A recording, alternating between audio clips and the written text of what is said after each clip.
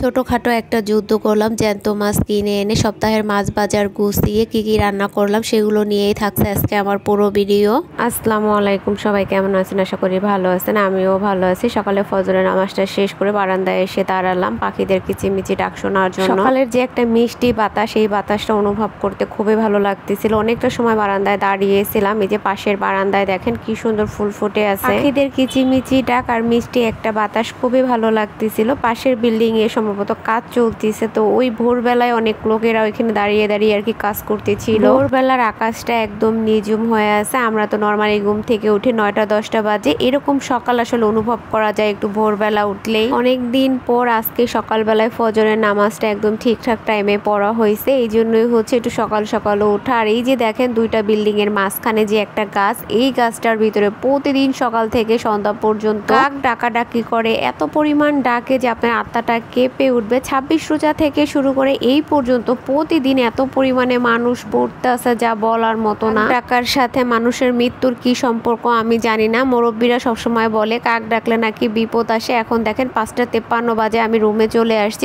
সকালবেলা যেহেতু আমার কোনো কাজ ছিল না, এই জন্য ঘুমিয়ে পড়ছিলাম। ফজরের নামাজ শেষে না ঘুমানোটাই ভালো। রাত্রের বেলা আমার ঠিক মতো ঘুম হয়নি, অনেকটা দেরি হয়ে গেছিল ঘুমাতে ঘুমাতে, এই জন্য হচ্ছে আমি ঘুমিয়ে গেছিলাম। ঠিকঠাক মতো ঘুম না হলে তো দেখা যায় অসুস্থ হয়ে পড়বো। সকাল 10:30টার সময় ঘুম থেকে উঠে একটু ফ্রেশ হয়ে চলে গেছিলাম বাজারে। অনেক দিন ধরেই আর কি মাছ কিনতে যাবো ভাবতেছিলাম, কিন্তু যাওয়া হয়নি। সেই রমজান মাসে যে মাছ কিনে আনছিলাম ওইগুলোই এতদিন খাওয়া হয়েছে। একই মাছ মাংস খেতে আর ভালো লাগতেছিল না, এই জন্যই আজকে আর আলসেমি করলাম না, বাজারে সকাল সকালই চলে গেলাম। এইখানে আমি 1 সপ্তাহের মাছ কিনে নিয়ে আসছি। আমাদের বাসায় অনেকদিন ফ্রিজে যে মাছটা থাকা হয় ওইটা তেমন বেশি এটা কেউ খেতে চায় না, এই জন্য আমরা 1 সপ্তাহের মাছ কিনে নিয়ে এসে ওটা খাওয়া হলে আবার যে নিয়ে আসি। এখানে হচ্ছে আমি 4 পদের মাছ নিয়ে আসছি, রুই মাছ, শিং মাছ, পোয়া মাছ আর হচ্ছে কাসকি মাছ আর 1 কেজি বড়। আজকে আমি কোনো মাংস আনিনি, গরুর মাংস ফ্রিজে আছে আর মুরগির মাংসটা অন্য এক সময় যে নিয়ে আসবো, শুধু মাছই নিয়ে আসছি। এগুলোই কেটে কুটে গোছগাছ করতে করতে আজকে আমার খবর হয়ে যাবে। মাছগুলো এখন আমি কেটে ঠেটে একদম পরিষ্কার করে হচ্ছে ফ্রিজে তুলে রাখবো। চিন্তা করতেছি এই শিং মাছগুলো আমি সাইসারা কিভাবে কাটবো। কাসকি মাছ তো আর কেটে রাখার মতো কিছু নাই, রান্না করার আগে বের করে ময়লাগুলো পরিষ্কার করে ভালোভাবে ধুয়ে রান্না করলেই হয়ে যাবে। এই জন্য হচ্ছে এটা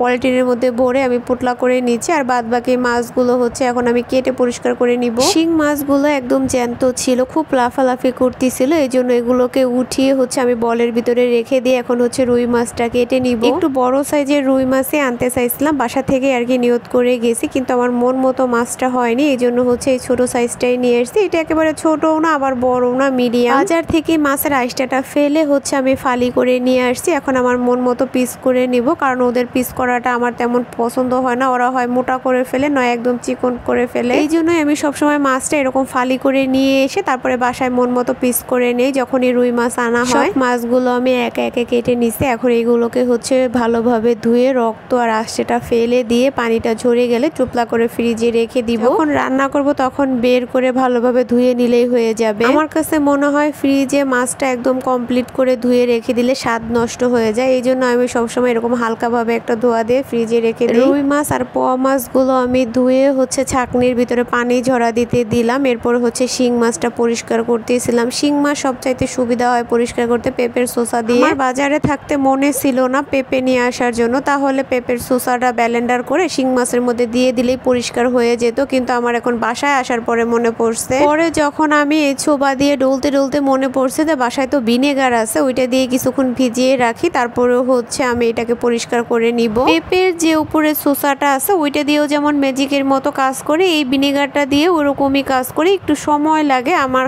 হাতের কাছে যেহেতু ভিনেগারটা আছে, এটা দিয়ে আমি এটাকে পরিষ্কার করে নিব। অনেকে ভিনেগারও বলে, যে যেটা বলে আর কি। আমি মাছগুলো ঢাকনা দিয়ে ঢেকে রেখে তারপরে দেখেন আমার রান্নাঘরের অবস্থা, পুরো রান্নাঘর এবং আমার কাপড় চুপড় সব আজকে শিং মাছের আষ্টে দিয়ে ভরে গিয়েছিল। মাছটাকে যখনই আমি ধরতে যাই ও ছিটকে নিচে পড়ে যায়। ছোটখাটো একটা যুদ্ধ বলা যায় আজকে মাছের সাথে আমি করছি। এই যে দেখেন মাছগুলো কি সুন্দর পরিষ্কার হয়ে গেছে। এটা এখনো ফাইনালি ধোয়া হয়নি, আরো ধোয়ার পর অনেকটা পরিষ্কার হবে। আমি এখন তো আপাতত একটু ধুয়ে নিছি। ভিনেগার দিয়ে অনেকটা সময় ভিজিয়ে রাখার পরে টিনের সোবা দিয়ে হচ্ছে ডলা দিয়ে নিলে সাথে সাথে পরিষ্কার করা হয়ে যায়। এখন আমি এই মাছগুলো সব ছোট ছোট পলিথিনে ভরে হচ্ছে পুটলা করে ফ্রিজে তুলে রাখবো। মাছগুলো আমি আনামানামি রেখে দিছি, এগুলো পরবর্তীতে বের করে ভালোভাবে ধুয়ে তারপর হচ্ছে পিস পিস করে নিব। সবগুলো মাছ পোটলা করে আমি ফ্রিজে রেখে দিয়ে এখন বটটা পরিষ্কার করতে বসে গেলাম। রমজান মাসেও একবার বট কিনে আনা হয়েছিল, ওইগুলো খাওয়ার পর আপনাদের ভাইয়ার মন ভরেনি, এই জন্য আজকে আবার নিয়ে আসলাম। বটগুলো পরিষ্কার করতে একটু কষ্ট হলেও ভালোবাসার মানুষকে খাওয়াতে পারলে নিজের কাছে অনেকটা তৃপ্তি লাগে। বটগুলো হচ্ছে আমি প্রথমে গরম পানি দিয়ে পরিষ্কার করে তারপর হলুদ দিয়ে একটু সেদ্ধ করে আবার এগুলো